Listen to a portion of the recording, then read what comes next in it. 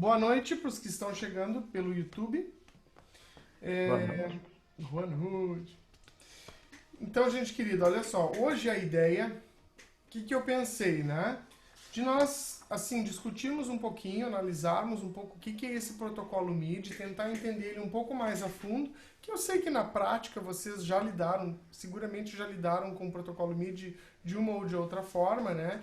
Mas a gente vai entender ele um pouquinho mais a fundo do ponto de vista teórico e depois eu quero abrir o nosso velho Sibelius lá e mostrar como que a gente pode dar de duas formas diferentes entrada para gravar notas no programa, né?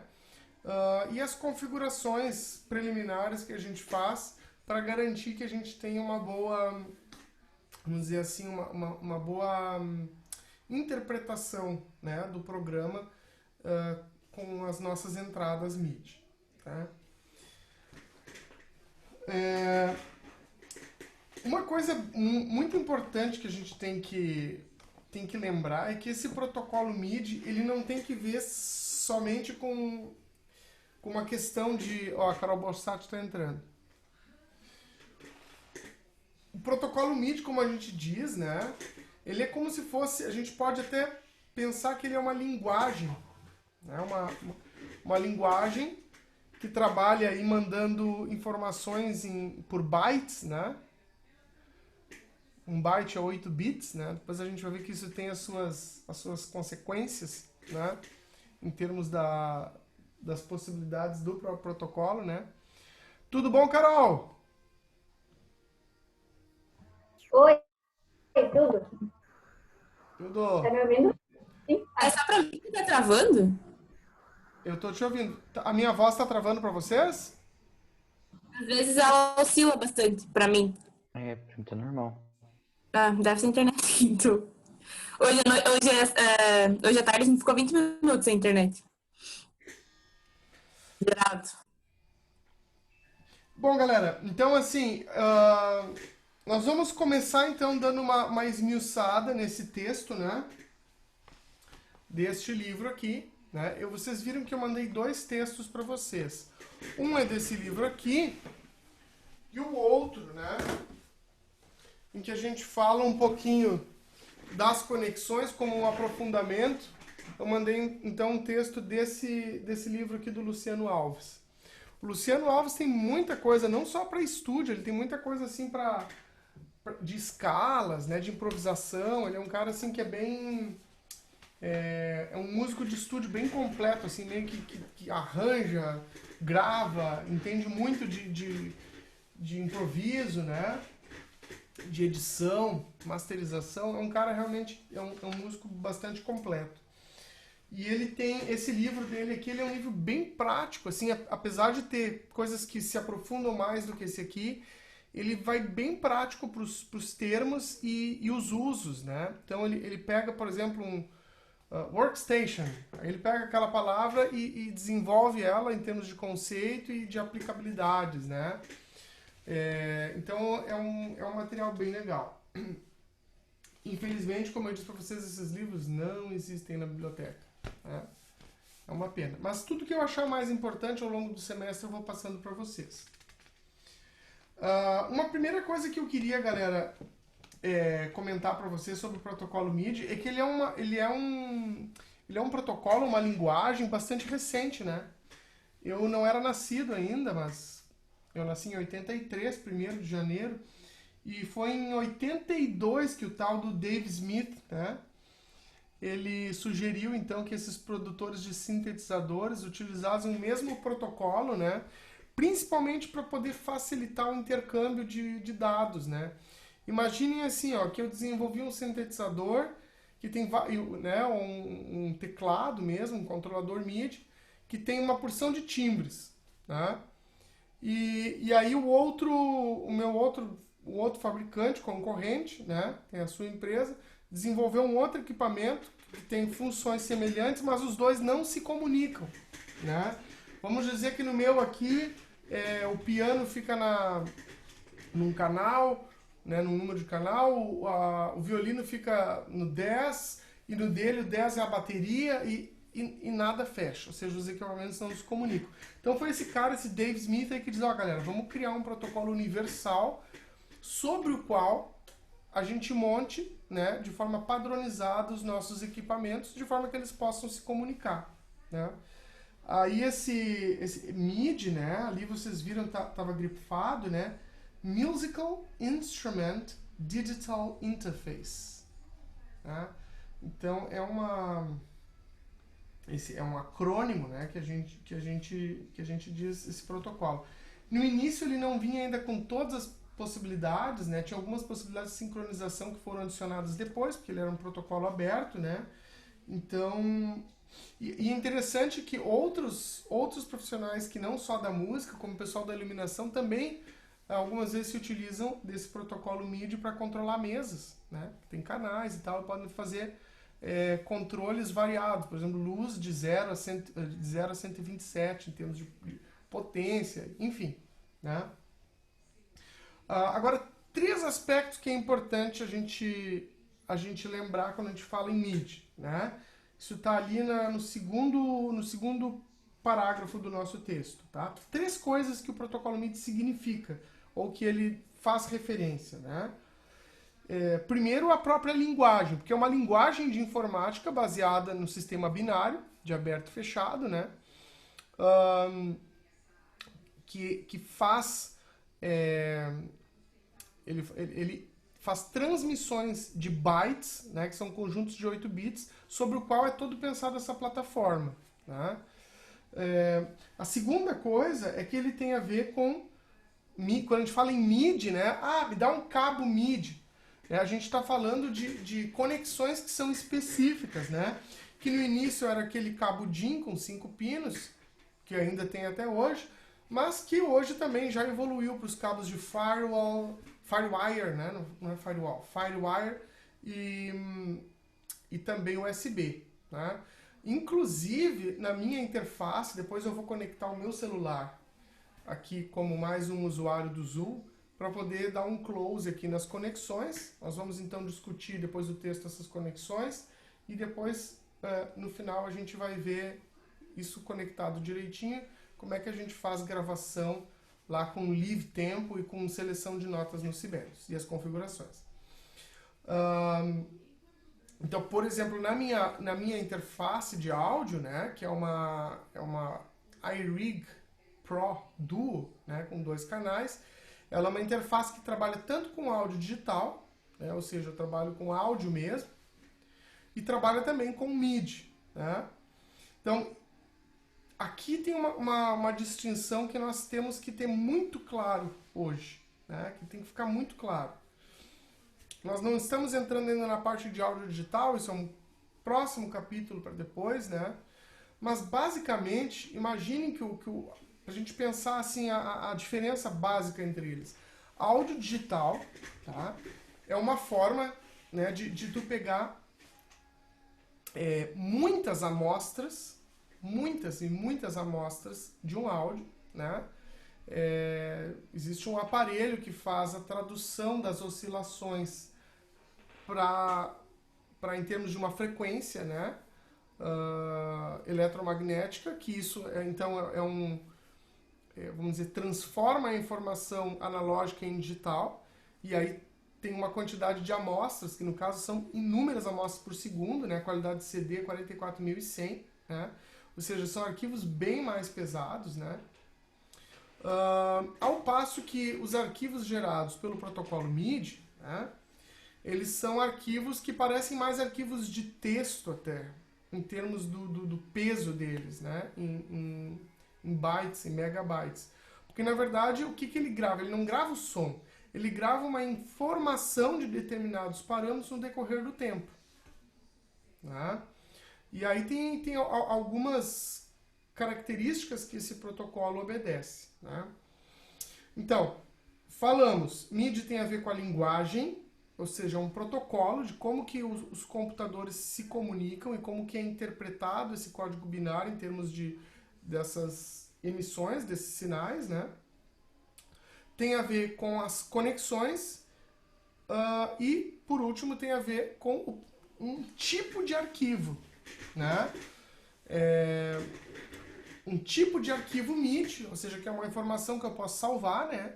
E posso abrir em diversos dispositivos para reproduzir ele com sons variados, né?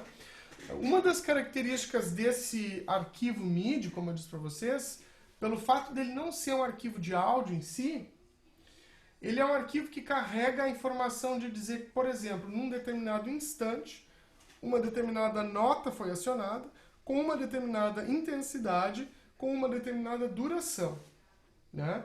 Claro que vários outros parâmetros podem ser ainda sobrepostos a isso, né? Por exemplo, aftertouch, pedal ou não pedal, né? Aquelas rodinhas de modulação ali e tal, né? Então, há uma porção de informações que podem se sobrepor. Mas, basicamente, é uma informação que diz assim, ó, essa nota tem que soar nesse tempo com essa intensidade durante até tanto. Fazendo esse crescendo ou não, né? E aí, cada dispositivo de posse desse arquivo, ou dessas informações MIDI, vai reproduzir esse som de acordo com o banco de sons que tem interno, né? Muitos os computadores Windows, por exemplo, vêm com a placa de som com um banco de som nativo, né? Que vem ali junto, on-board, né? Instalado, software. Já há outros equipamentos, né? Por exemplo, oportunamente, não hoje, a gente vai aprender como puxar outras fontes de som para os Sibelius. Então eu posso puxar um arquivo MIDI para os Sibelius, transformar numa partitura, né? Abrir ele como partitura e depois botar os sons de um banco de sons separado, por exemplo, lá do Kontakt ou do Native Instruments, né? Onde eu pego um banco de sons e faço ele reproduzir aquele arquivo. Então, a reprodução do arquivo MIDI será sempre variável, a depender do banco de sons a partir do qual ele está sendo reproduzido. Tá? Ali no nosso texto ainda fala um pouquinho dos tipos de controladores MIDI, né? Esse meu piano digital aqui que eu vou estar usando hoje, que é um piano digital da Casio, é um Selviano, né? Ele não deixa de ser um tipo de controlador MIDI, né? Ele não é como aqueles teclados cheio de funções, mas ele controla muito bem as informações MIDI, considerando timbres de piano né? E os bancos de som que ele tem aqui, que são reduzidos, né? Que afinal a função dele realmente é mais focada no piano, numa boa mecânica, né? Mas assim, esse piano digital, teclado, baterias eletrônicas, aquelas Ascart, até tem uma que não está funcionando muito bem, mas elas também podem ser ligadas, né, em módulos MIDI, interfaces MIDI, e aí tu pode escrever uma partitura no Sibelius através do canal 10 tocando no pad direto, né? Guitarra MIDI, eu nunca vi uma, tá? Mas sei que existe. Já vi sax MIDI, saxofone MIDI, bem legal, né? E aí outros sequenciadores, né, que o pessoal usa em estúdio, né? Então, isso seriam os controladores MIDI. Vocês vão ver que os controladores MIDI mais completos, até com aftertouch, geralmente eles são tecladinhos pequenininhos, assim. A gente pode controlar um monte de fatores MIDI, ele não tem timbre ali. Porque a função dele não é ter timbres. Geralmente esses controladores MIDI são controladores porque são dispositivos que enviam mensagem. São dispositivos de saída de mensagens MIDI com uma porção de parâmetros que a gente pode mexer, né? E os receptores MIDI, então, na verdade, um receptor MIDI pode ser um dispositivo de entrada também. A gente vai ver daqui a pouco como é que tem aquele esquema de, por exemplo, um piano ou um teclado que é escravo e outro que é o mestre, né? Então ele pode se prestar às duas funções. Mas, por exemplo, um Sibelius da vida é um dispositivo de entrada. É um receptor MIDI, tá? Existem inúmeros, tá? Antigamente existiam, na época que eu fazia faculdade, existiam samplers. Que tu colocava ali naqueles decks de som, aí tu puxava os CDs com sons gravados de orquestra, sons perfeitos, né? E tu podia tocar no teclado, o teclado estava ligado a esse sampler, e os sons que saíam na tecla do teclado eram sons de instrumentos gravados com altíssima qualidade, né? Então, esses samplers antigamente se ligavam também aos programas de edição de partitura, só que agora o sampler externo, para te botar um CD, praticamente não existe, porque tu compra essas coleções já como um software dentro do computador, ao qual tu vincula a um programa através de um vínculo de plugin, né? Auxiliar, aqueles AU ou VST, os dois mais famosos, né? Uma dúvida, eu não entendo muito bem esses nomes, enfim, mas os sons dos instrumentos que estão gravados nos Sibelius, eles seriam o que daí? Então, os Sibelius, esse que a gente tem aí, né, que a gente tem acesso, ele tem uma coleção de sons bem comunzinha, né? Na verdade, esse Sibelius que a gente instala aí, ele não tem a biblioteca de sons do Sibelius. Se vocês forem ver lá na página da Avid para comprar, né? Se vocês forem na página da Avid para comprar o Sibelius, vocês vão ver que para educadores, né, alunos, assim, a compra definitiva, né, lifelong, tá $299. E dependendo da compra, vem com uma biblioteca de sons de 30 e poucos gigas, ou dependendo, vem com 70 gigas. É uma coisa assim, não se apeguem aos números, né? Então eles vendem essas bibliotecas de som também vinculadas a certos pacotes, né, dessa suíte do Avid. Mas quando a gente não tem banco de som instalado do próprio software que a gente está usando, né, para sequenciamento MIDI, é comum que os computadores, quase todos têm, né, um banco de sons interno na placa de áudio, né, que está associado a esse protocolo MIDI chamado General MIDI. E depois a gente vai ver essa tabelinha do lado ali e analisar também, né? Então, ou seja, ele tem lá na placa associado, o 001 é o Acoustic Grand Piano, né? O 041 é o violino. Então, esse número de canais para definir instrumentos, ele é padrão e ele é universal. Por isso que tem esse sistema General MIDI, né? Então, quando a gente tocar o Sibelius, o que o Sibelius vai fazer, se ele não tiver um banco de sons, é pegar, desde que ele esteja devidamente configurado, pegar os sons da placa de som do nosso computador e reproduzir. Tá?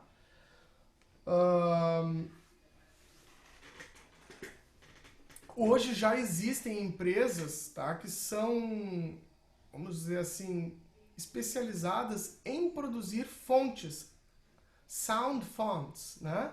Que seriam as fontes sonoras, a gente poderia traduzir. Então eles pegam um instrumento lá da orquestra, ou um instrumento étnico, qualquer que seja, e eles gravam todas as notas desse instrumento, longas, né?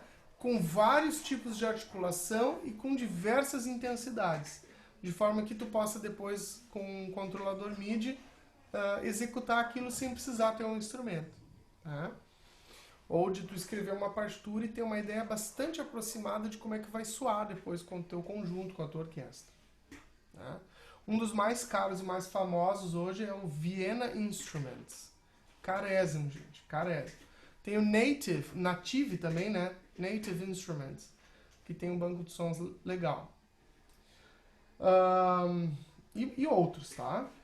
Eu, por exemplo, utilizava, quando eu viajei para os Estados Unidos, em 2011, eu trouxe de lá um software que era um sampler com 3 pianos digitais, era um Bussendorf, um Beckenstein e um Steinway.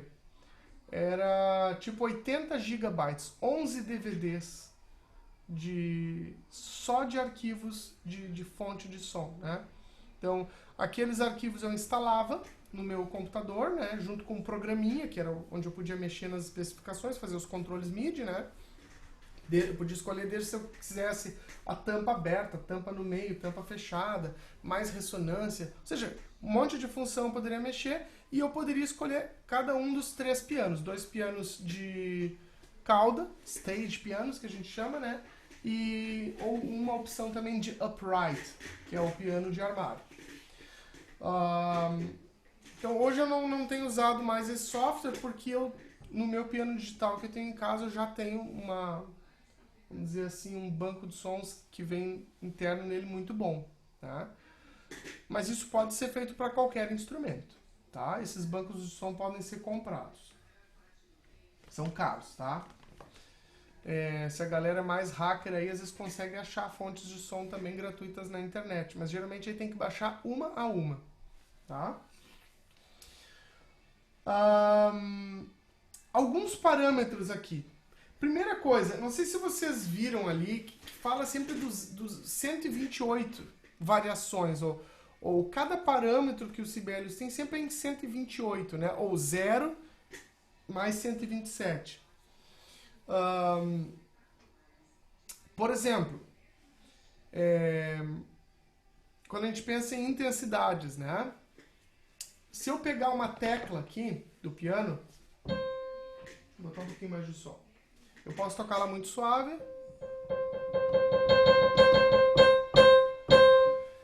E ele vai ter uma gradação com diversas intensidades diferentes. Quer dizer que tem um som que foi gravado em diversas intensidades e a minha tecla, ela permite que eu coloque de zero. O zero seria sem volume, seria nada, não audível, né?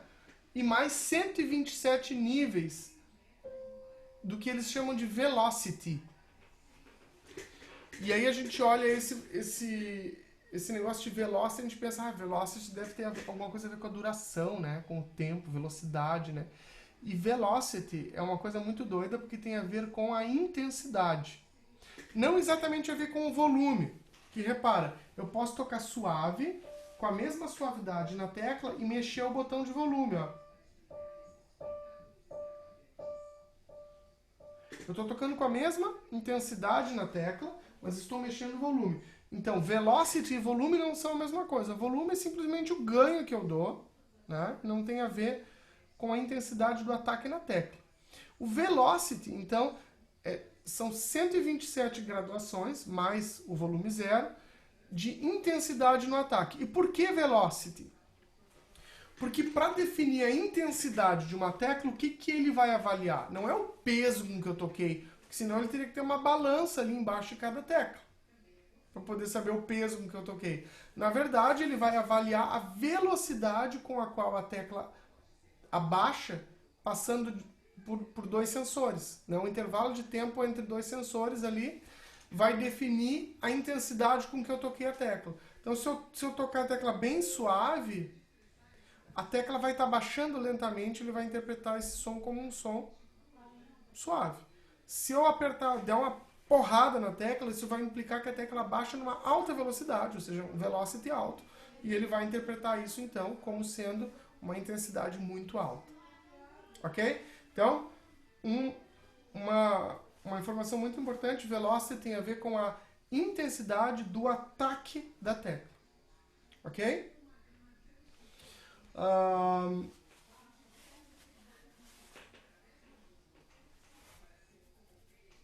Outras informações, né, gente, assim que a gente pode passar por MIDI, né? Vibrato, pan. Vibrato seria essa questão, né? Imagina que eu estou fazendo aqui, tem um sampler de violino bem legal. Aí eu pego uma nota e faço. E aí eu pego a minha rodinha lá e mexo assim, ó.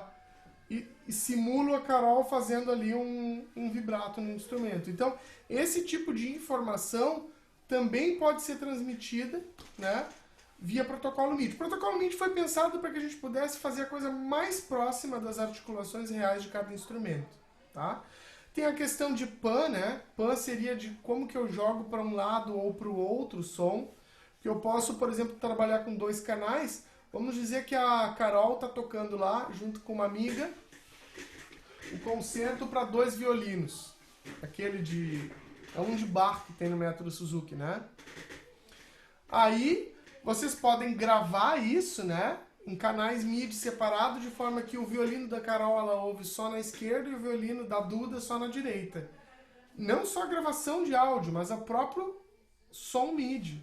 Eu posso botar vamos dizer que seja dois canais de violino lá no Sibelius, eu posso jogar um para a esquerda e um para a direita. Ou seja, eu posso fazer esse controle e isso fica salvo também em termos de protocolo MIDI. Se eu exportar esse arquivo como MIDI, depois essa informação vai ficar lá.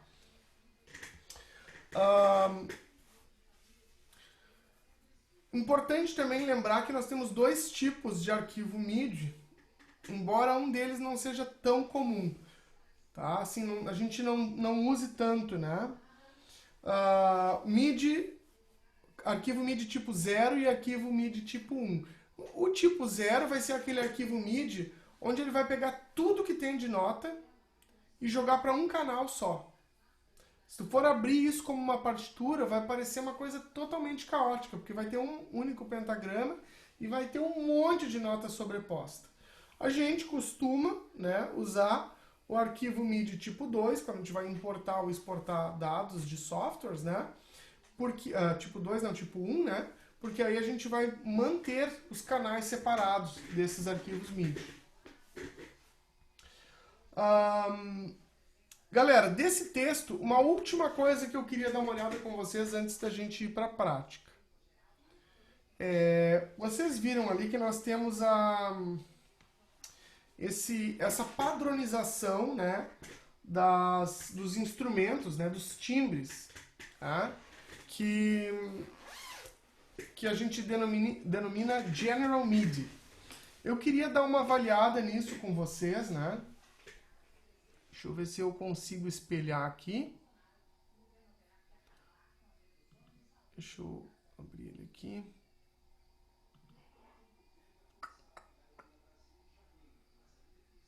Protocolo MIDI aqui, básico.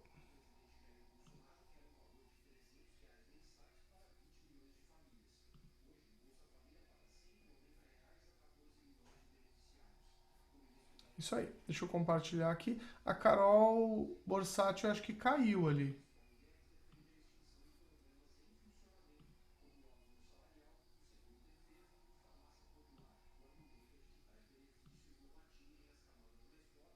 Rolagem contínua, ok.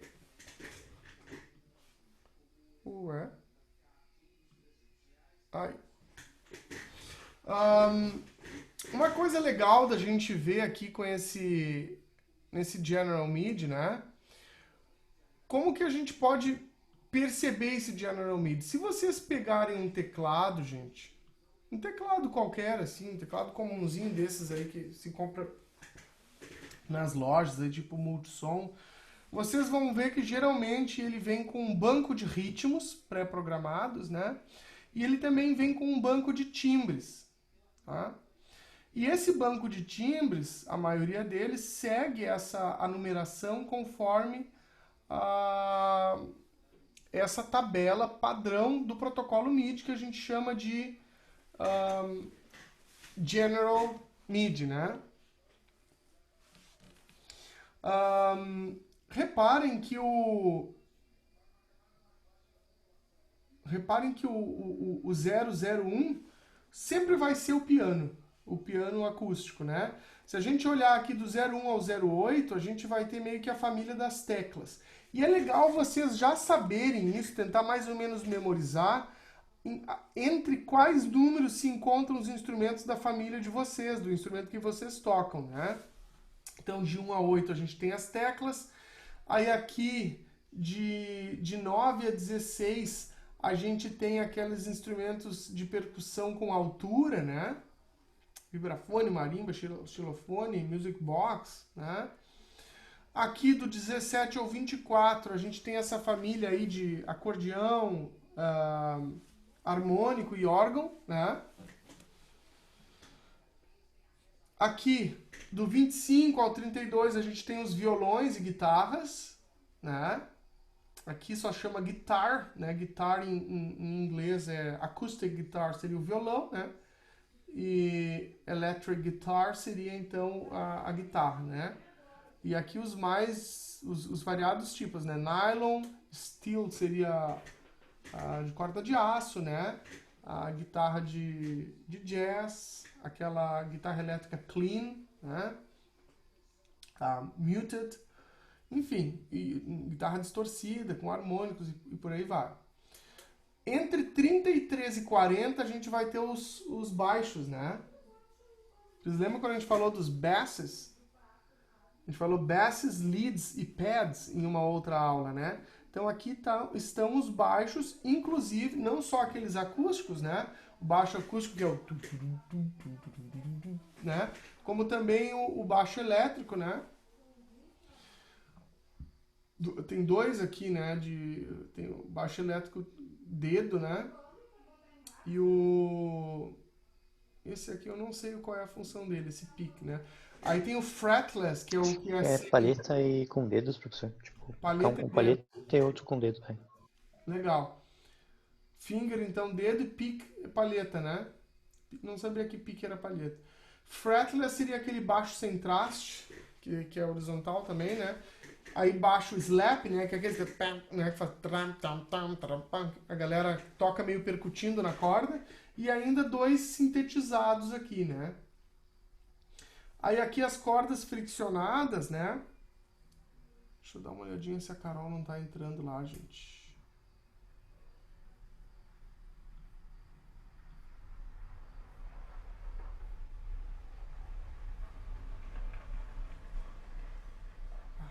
Cara, que loucura isso aqui. Tá. É muita janela aqui pra lidar. Se a Carol porventura chegar, vocês me avisem, né? Eu aceito ela ali. Então aqui, violino, viola, cello, contrabaixo, né? Aí cordas com trêmulo, né? Cordas em pizzicato, ou seja, sem arco, né?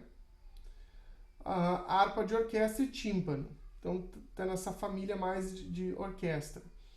Aqui ainda, depois, a partir do 49, ainda tem mais alguns string ensemble. Geralmente, quando a gente pensa em strings, né? String ensemble é quando a gente pensa não em um instrumento de cordas específico, como violino, viola, mas quando a gente pensa num som que seja, vamos dizer assim, uma pasteurização de todos eles, né? Ou seja, eu teria os timbres fundidos de todos esses instrumentos de cordas friccionadas, né?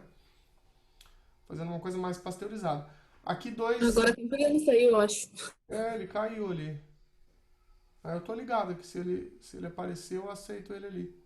Ele tava com a conexão meio ruim no início, também deu umas travadas. E aí aqui ainda tem, né, até os 56 tem algumas coisas de voz aqui, né? Ó, chegou ele de novo. Então essas... Deixa ele chegar aí só pra...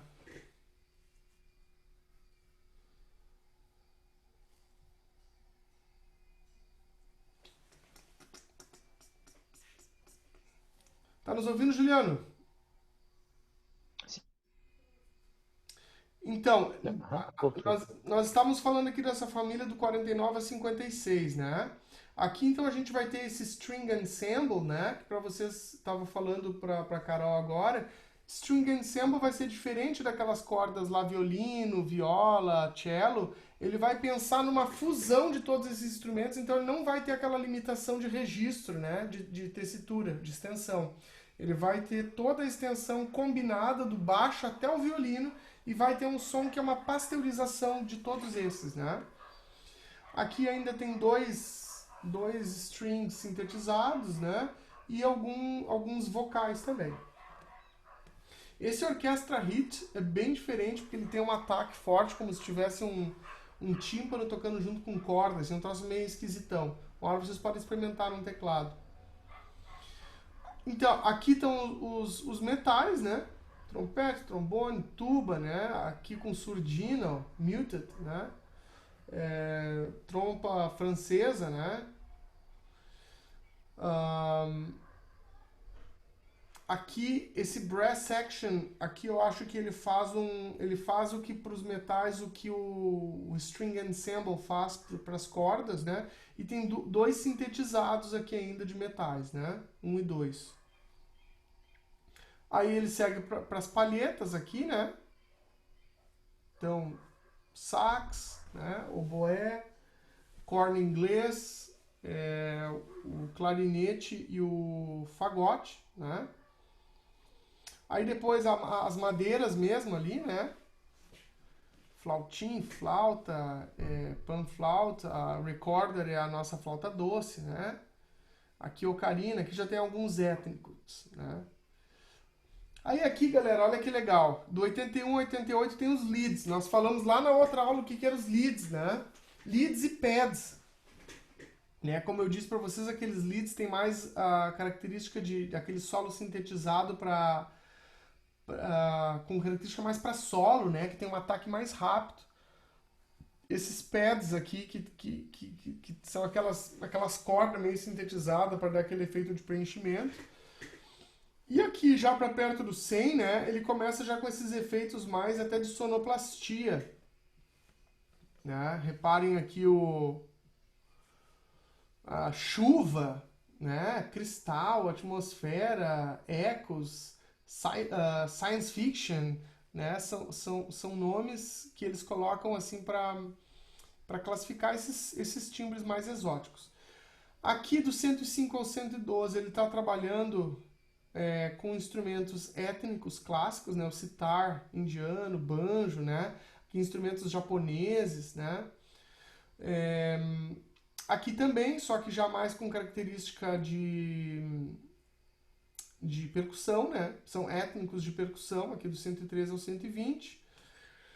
Aqui também mais efeitos de sonoplastia, reparem, gunshot, tiro, né? De arma, aplauso, 127, helicóptero, toca de telefone, passarinho cantando, seashore seria ondas na beira do mar, né? Som de respiração, som o ruído do trastejar, né? Ali quando tá trastejando na guitarra. Então, tudo isso aqui é padronizado e quando a gente tiver qualquer dispositivo e todos eles atendem isso hoje em dia, né? O General MIDI, a gente sabe o que vai encontrar nesse banco de sons. Claro que os instrumentos caros, né, que vêm com muitos sons, eles vão muito além desse 128. Se a gente pegar uns teclados bons aí da Korg, da Holland, vocês vão ver às vezes 1000 timbres ali, né? E quanto mais timbre, mais caro o instrumento. Pra gente encerrar essa parte aqui, não vai dar tempo agora, falta 1 minuto. Então eu vou fechar aqui, a gente começa de novo. E aí a gente vai falar sobre o General MIDI para percussão, tá? Então, tô encerrando, 5 segundos eu tô abrindo de novo.